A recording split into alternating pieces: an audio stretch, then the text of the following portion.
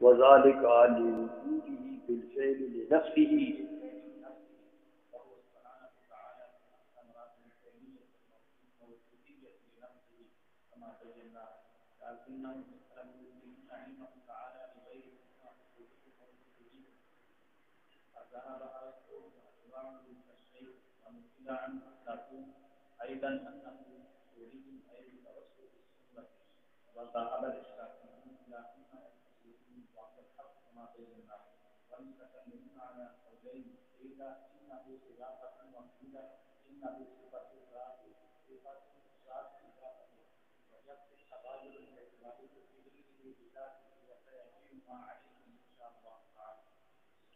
اچھا اب تیسری دلیل جو دلائل دے رہے تھے نا کہ باری تعالیٰ کو اپنی ذات کا بھی علم ہے اور غیر کا بھی ہے، تو اس پر دلائل دے رہے تھے تو فرماتے ہیں تیسری دلیل یہ ہے کہ علم کس کو کہتے ہیں؟ تو علم کی حقیقت اگر باری تعالی میں پائی جائے تو بس پھر ماننا پڑے گا کہ باری تعالیٰ کو علم ہے اپنی ذات کا بھی اور اپنی صفات کا بھی اور غیر۔ فرماتے ہیں دیکھو میاں علم کی حقیقت کیا ہے؟ ما به الانکشاف بحضور المعلوم لدیہ، یہ علم کی حقیقت کہ معلوم مجرد کے سامنے حاضر ہو بس، تو مجرد کے لیے یہی اس کی ذات جو ہے یہ مابین الانکشاف، جو شے مجرد کے سامنے حاضر ہوئی تو اس حاضر شے کے لیے ذات مجرد کیا ہے؟ مابین الانکشاف۔ تو علم مابین الانکشاف کو کہتا ہے یار، سمجھ آئیے؟ اب آئیں دیکھیں کہ جو شے مجرد کے سامنے حاضر ہو تو مجرد کی ذات اس کے لیے مابین انکشاف، تو علم مابین انکشاف کو کہتے ہیں۔ لہذا دیکھو کہ باری تعالی کی ذات موجود بالفعل، وہاں قوت کا شائبہ بھی نہیں، باری تعالیٰ کی ذات موجود بالفعل اور مجرد کے سامنے حاضر، اپنے سامنے حاضر، سمجھ آئیے؟ تو مجرد کی ذات یعنی باری تعالیٰ کی ذات اس کے لیے کیا ہے؟ اپنی ذات کے لیے کیا ہے؟ مابین انکشاف۔ تو میاں یہ ہے حقیقت علم، یہ ذات باری تعالیٰ میں پایا گیا کہ نہیں پایا گیا؟ تو پھر ماننا پڑے گا کہ باری تعالیٰ کو اپنی ذات کا علم ہے۔ تو میں آ گئی ہے۔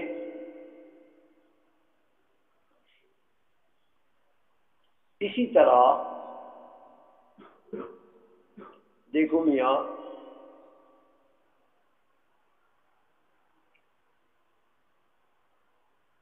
باقی ممکنات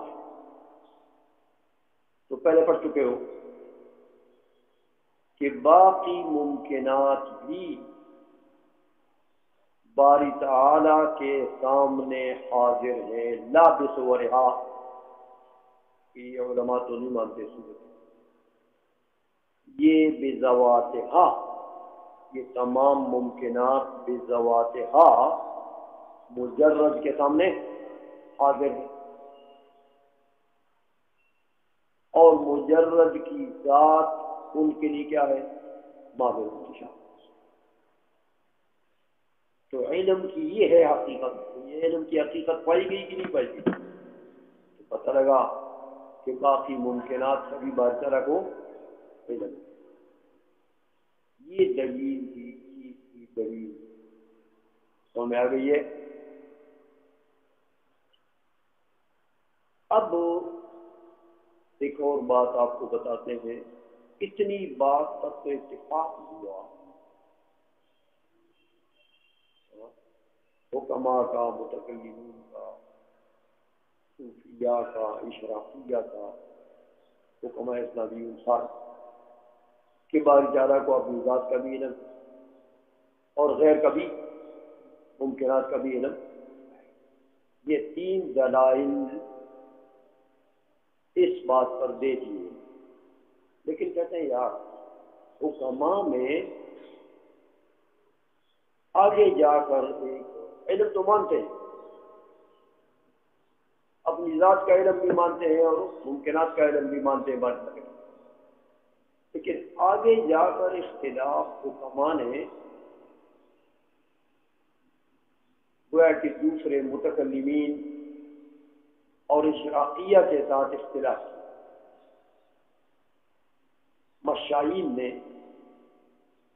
اور اشراقیہ میں سے افلاطون سے بھی یہ قول منقول ہے، لیکن یہ ایک قول ہے، افلاطون کا مذہب نہیں ہے. سمجھ آئیے. تو مشائیہ میں سے جو ارسطو ہے یا شیخین ہیں یا ان کے اتباع ہیں، ان سے یہ قول مروی ہے کہ ممکنات کا علم باری تعالیٰ کو جو ہے وہ علم حصولی، جیسے پڑھ چکے ہو شرح میں. سمجھ میں آ گئی ہے. علم حصولی ہے یعنی کہ حصول صور. سمجھ میں آ گئی ہے.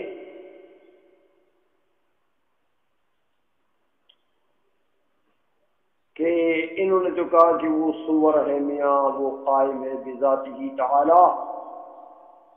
ہاں دوسرے آئے انہوں نے کہا کہ یہ تو لازم آ جائے گا، بارکارہ کی ذات میں تکاثر ہو جائے.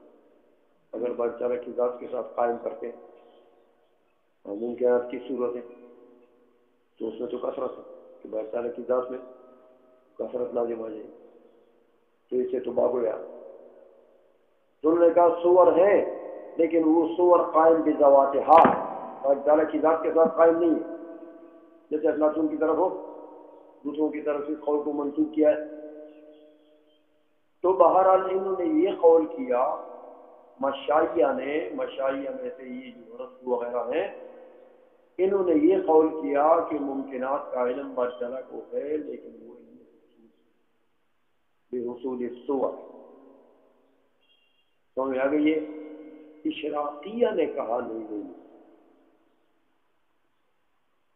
باری تعالیٰ کو علم ہے ممکنات کا وہ علم حضوری، علم حضوری ہے.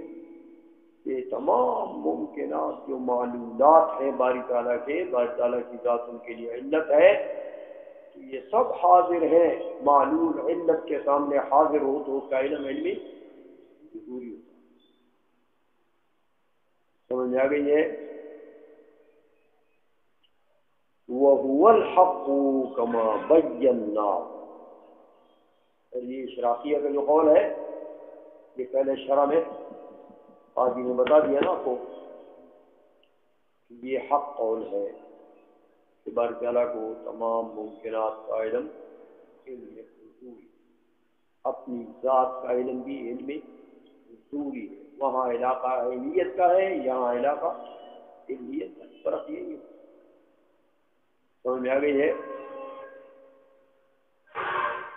اچھا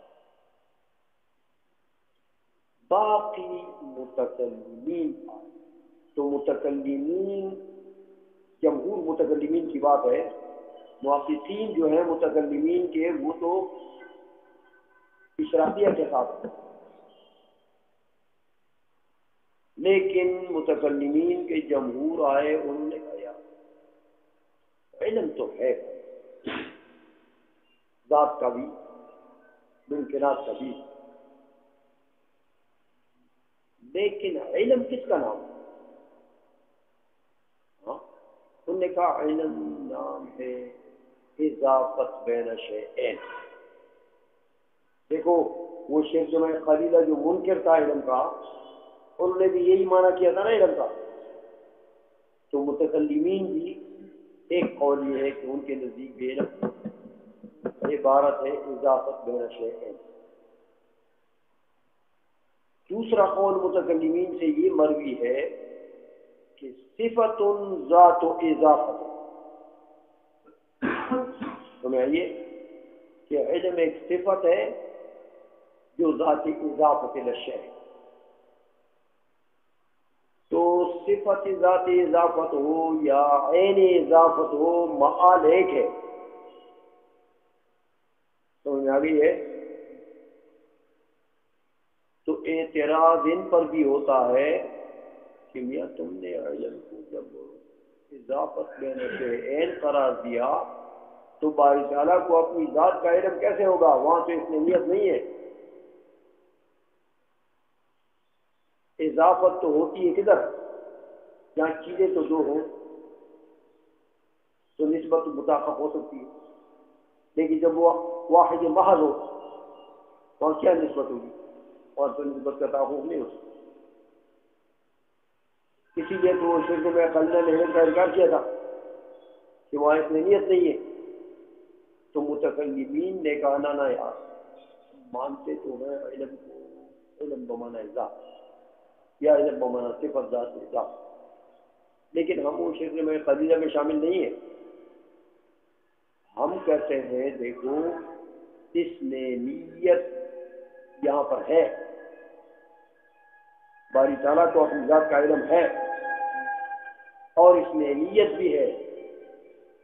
وہ اس میں نیت کیسی ہے کہ دیکھو میاں، عالم اور معلوم میں تغایر اعتباری بھی کافی، غیریت حقیقی ضروری نہیں ہے میاں۔ تو باری تعالیٰ کی ذات مجرد ہے اس حیثیت سے کہ اس کے سامنے ایک اور مجرد حاضر ہے، یہ ہے عالم۔ اور باری تعالیٰ کی ذات مجرد ہے اس حیثیت سے کہ یہ ایک مجرد کے سامنے حاضر ہے، تو یہ ہوا معلوم، یہ خود مجرد کے سامنے حاضر ہے، سمجھ آ گئی ہے؟ تو یہ ہوا معلوم۔ تو میاں حیثیت کا من حیث انہ مجرد وحاضر عنده مجرد آخر، سمجھ آئیے؟ تو من حیث انہ مجرد وحاضر عنده مجرد آخر، اس حیثیت سے وہ کیا ہے؟ عالم۔ اور اس حیثیت سے لوگ کہ مجرد حاضر عند مجرد آخر معلوم۔ تو یہ جو تغایر اعتباری ہے نا، یہ علم کے لیے کافی ہے، نسبت کے لیے، اضافت کے لیے کافی ہے۔ لہذا ہم کہتے ہیں باری تعالیٰ کو اپنی ذات کا بھی علم ہے اور غیر کا بھی علم ہے۔ تو شرک میں قلیلہ میں ہم داخل نہیں ہیں۔ متکلمین نے گویا کہ اس طریقے سے تعویل کی کہ علم تو نام ہے، ٹھیک ہے، اضافت کا یا صفت ذات اضافت کا، لیکن نسبت یا اضافت کے لیے تغایر اعتباری کافی ہے۔ تو عالم و معلوم کے درمیان میں تغایر اعتباری ہے، جب تغایر اعتباری ہے تو علم بھی تو میں آگے یہ ہے ترجمہ کروں گے۔ وہ ثالث تیسری دلیل یہ کہ ان حقیقت العلم، علم کی حقیقت ہے مابین انکشاف، لیکن کیسے مابین انکشاف؟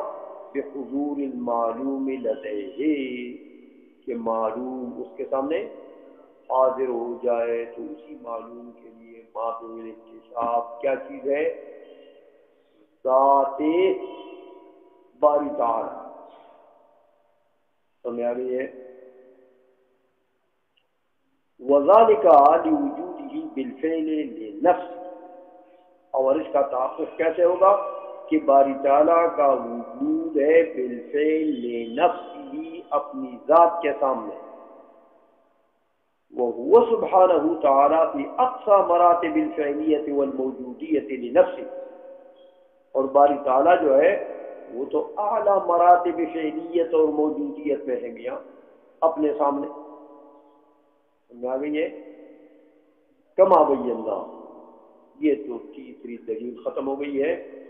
لیکنہم اختلفوا، لیکن یہ جو علم کے قائل لوگ ہیں انہوں نے اختلاف کیا اس بات میں کہ ان علمہ تعالی لغیرہ، باری تعالیٰ کو جو ممکنات کا علم ہے اما حضوری او حضوری، اس میں اختلاف کیا. تو فذهب ارسطو و اتباعہ کا شیخ، جیسے شیخ ابن سینا ہے وہ، ونقل عن افلاطون ایضا، افلاطون سے بھی یہ قول منقول ہے کہ انہ حصولی، کہ باری تعالیٰ کو ممکنات کا علم یہ علم حصولی ہے. کیا مطلب؟ اے بتوسط الصورت. وذهب الاشراقیون، اشراقیون اس طرف گئے الی انہ حضوری، یہ علم حضوری ہے، وهو الحق کما بین. متکلمین آئے تو متکلمین نے علی قولین، انہوں نے دو قول پر اکتفا کیا ہے میاں. قیل، ایک قول یہ ہے کہ انہ اضافت، علم نام ہے نفس اضافت کا. وقیل دوسرا قول یہ ہے کہ انہ صفت ذات اضافت، کہ علم صفت ذات اضافت ہے. لیکن اب ان کے اوپر وہی اعتراض ہوا کہ اضافت جو تو اس نظریت چاہیے تو باری تعالیٰ کو ذات کا علم کیسا ہوگا؟ جیسے شرط میں خلیہ نے کہا تو اس کا جواب دیتے ہیں کہ وہ یکفی التغایر باعتباری فی علمہ بذاتہ، کہ باری تعالیٰ کا جو علم بذاتی ہی ہوگا وہاں پر عالم و معلوم کے درمیان میں تغایر اعتباری کافی ہے. لہذا جب تغایر اعتباری کافی ہے تو اپنی ذات کا علم باری تعالیٰ کو ہو سکتا ہے. تو میں آئیے وَسَيَجِيءُ مَا عَلَيْهِمْ إِنشَاءَ اللَّهُ تَعَالَى، ان کے اوپر متکلمین کے اوپر جو اعتراضات ہوتے ہیں وہ عن قریب آنے والے ہیں. کہ علم اضافت کا نام ہے یا صفت ذات اضافت کا نام ہے، اس پر جو اعتراضات ہوں گے تو علم اس کا نام نہیں ہوں گے، وہ آگے بیان کریں.